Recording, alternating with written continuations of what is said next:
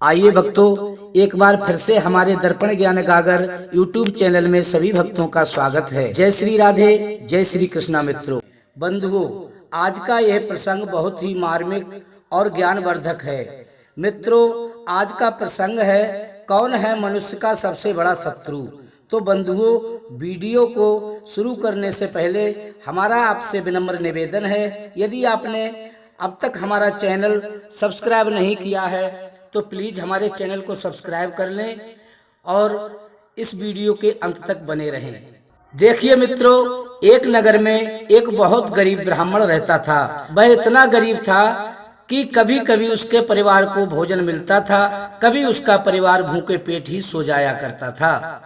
तो वह अपनी कंगाली से तंग आकर आत्महत्या करने के लिए जंगल की तरफ चल दिया। उसी जंगल में एक महात्मा जी रहते थे। वे बहुत ही सिद्ध पुरुष थे। जैसे ही वह आत्महत्या करने वाला ही था, तभी महात्मा जी ने कहा, ठहर जाओ, आप आत्महत्या करना क्यों चाहते हो? क्या आप नहीं जानते आत्महत्या करना सबसे बड़ा पाप है? तभी उस गरीब ब्राह्मण ने अपनी गरीबी की सारी व्यथा उस ऋषि को सुनाई।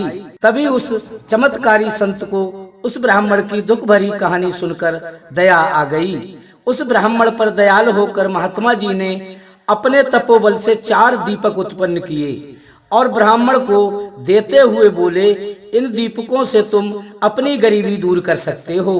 तभी ब्राह्मण ने आश्चर्य से कहा, परंतु दीपकों से गरीबी कैसे दूर हो सकती है महात्मन? तब संत ने कहा, ये कोई साधारण दीपक नहीं है। इनमें तुम पहला दीपक जलाना और पूर्व दिशा की ओर चलते जाना, और जहां पर ये दीपक बुझ जाए उसी जगह पृथ्वी को खोदना, वहां तुम्हें धन की प्राप्ति हो जाएगी। उसके बाद फिर तुम्हें धन की आवश्यकता हो तो तुम दूसरा दीपक जला लेना और पश्चिम दिशा की ओर चले जाना।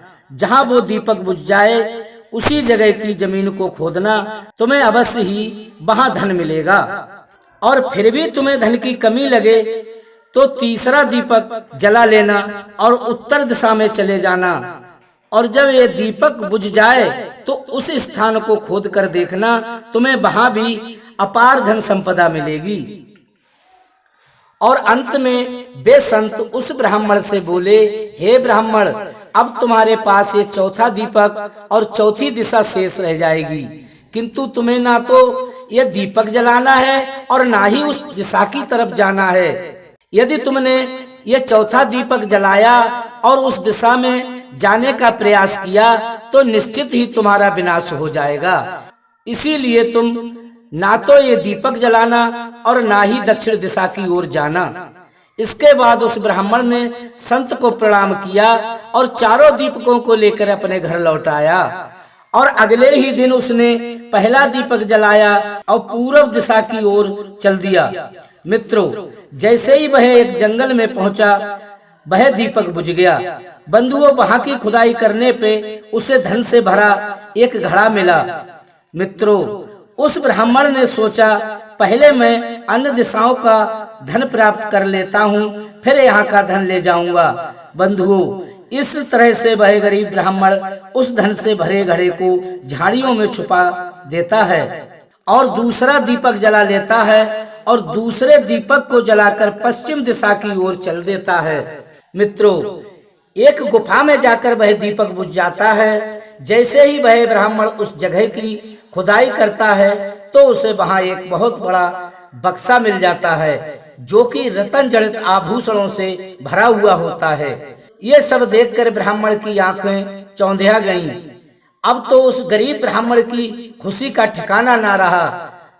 अब मित्रों, उस ब्राह्मण ने वह बक्सा उसी गुफा में छुपा दिया। उसने अपने मन में सोचा कि मैं तीसरी दिशा का धन भी प्राप्त कर लूं, फिर इसे ले जाऊंगा। इसके बाद मित्रों, उसने तीसरा दीपक जलाया और उत्तर दिशा की ओर चल दिया, और वह दीपक एक विशाल वट वृक्ष के नीचे आकर बुझ गया। मित्रों, जैसे ही उसने उस वट वृक्ष के नीचे खुदाई की तो उसे हीरे मोतियों से भरा एक कलश मिला। अब तो बंधुओं, वह गरीब ब्राह्मण धनवान हो गया और उसकी खुशी का ठिकाना नहीं रहा। दोस्तों, इतना धन मिलने के बाद भी उसकी धन प्राप्ति की प्यास कम नहीं हो रही थी। इतना धन पाने के बावजूद उसने चौथा दीपक जलाने और दक्षिण दिशा की ओर जाने के बारे में सोचा और सोचा कि तीनों दिशाओं का धन तो मैं प्राप्त कर ही चुका हूँ, एक दिशा शेष है, क्यों ना मैं उस दिशा का भी धन प्राप्त कर लूं। उसके बाद सारा धन इकट्ठा लेकर ही घर आऊंगा और सुख चैन से अपना जीवन व्यतीत करूंगा। मित्रों, जैसे ही वह चौथा दीपक जलाने वाला था, वैसे ही उसे उन महात्मा जी की बात याद आ गई।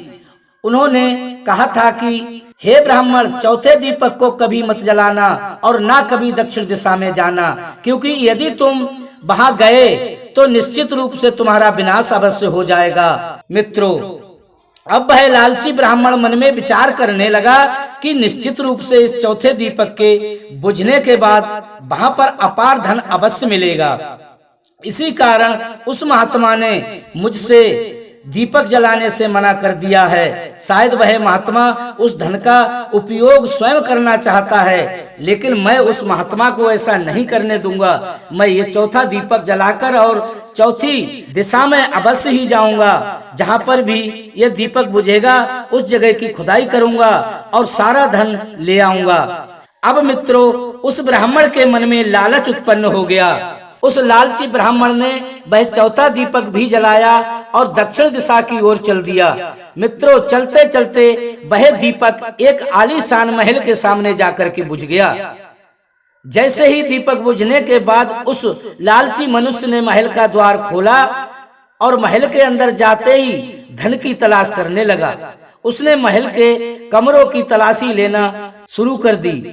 एक कमरे में सोने चांदी के आभूषण एवं हीरे जवाहरातों का भंडार मिला, जिसे देखकर उस ब्राह्मण के होश उड़ गए, क्योंकि उसने सपने में भी ये नहीं सोचा था कि मुझे इतना धन देखने को मिलेगा। मित्रों, जैसे ही वह और कमरों में गया, उसे सोने के सिक्कों का भंडार मिला, जिसे देखकर उसका लालच और भी बढ़ गया।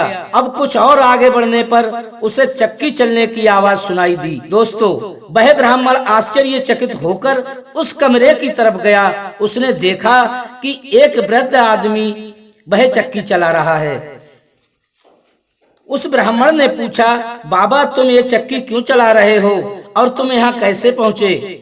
मित्रों, वह वृद्ध आदमी बोला, पुत्र, क्या तुम ये चक्की चलाओगे? मैं अपनी कमर सीधी कर लूं, फिर तुम्हें पूरी बात बताऊंगा। दोस्तों, तो वह ब्राह्मण धन के लालच में आकर उस चक्की को चलाने लगा और अपने मन में सोचने लगा, यदि मैं थोड़ी देर ये चक्की चलाऊंगा तो ये बूढ़ा मुझे यहाँ का सारा धन दे देगा और मैं सारा धन लेकर यहाँ से चला जाऊंगा। मित्रों, जब उस ब्राह्मण को चक्की चलाते हुए कुछ देर हो गई तो उसने कहा, बाबा, अब मैं थक गया हूँ, आप ही चलाइए ये चक्की। तब वह बुजुर्ग आदमी जोर जोर से हंसने लगा और बोला, पुत्र, अब ये चक्की बंद नहीं होगी। यदि ये चक्की बंद हो गई तो महल ढह जाएगा, ये ध्वस्त हो जाएगा और तुम दबकर इसी में मर जाओगे। इसीलिए इस चक्की को बंद मत करना और आज से ये धन तुम्हारा है और इस महल के मालिक भी तुम ही हो। एक संत ने मुझे भी 4 दीपक दिए थे और कहा था, तुम्हें जितने भी धन की आवश्यकता हो, इन 3 दीपकों को जलाकर अपने धन की कमी को पूरा करना। किंतु उस संत ने चौथे दीपक को जलाने से मना किया था, लेकिन मैंने धन के लालच में आकर उनकी बात नहीं मानी और चौथे दीपक को जलाकर इस दिशा में चला आया और वही गलती आपने भी कर दी है। और इस महल के अंदर आया तो मुझे पहले एक आदमी चक्की चला रहा था, उसने मुझे चक्की चलाने को कहा और वह खुद यहाँ से चला गया और तब से लेकर आज तक मैं ये चक्की चला रहा हूँ। यदि ये चक्की मैं बंद कर देता तो ये महल ढह जाता और मैं दबकर इसी में मर जाता। अब मुझे तो छुटकारा मिल गया, अब मैं यहाँ से जाता हूँ। अब मुझे किसी धन की कोई आवश्यकता नहीं है, क्योंकि मेरा सारा जीवन इस चक्की को चलाते ही निकल गया। मित्रों, तब वह ब्राह्मण बोला, बाबा, जाने से पहले मुझे ये तो बता दो कि इस चक्की से छुटकारा कैसे मिलेगा? तो वह वृद्ध बोला, जब तक तेरे या मेरे जैसा कोई लालची आदमी लोभ में अंधा होकर यहाँ पर नहीं आएगा, तब तक तुम्हें इस चक्की से छुटकारा नहीं मिलेगा। इतना कहकर वह वृद्ध आदमी वहां से चला गया और लालची ब्राह्मण चक्की चलाता रहा। तो मित्रों, याद रखना, इस कहानी से हमें ये सीख मिलती है कि लालच से विनाश होता है, अतः इसीलिए हमें लालच नहीं करना चाहिए। दोस्तों, यदि आपको हमारी ये कहानी अच्छी लगी हो तो हमारे चैनल को सब्सक्राइब करें, कमेंट में राधे राधे लिखकर अवश्य भेजें और अपने मित्रों एवं सगे संबंधियों तक अवश्य पहुंचाएं। इसी के साथ मित्रों, राधे राधे, जय श्री कृष्ण।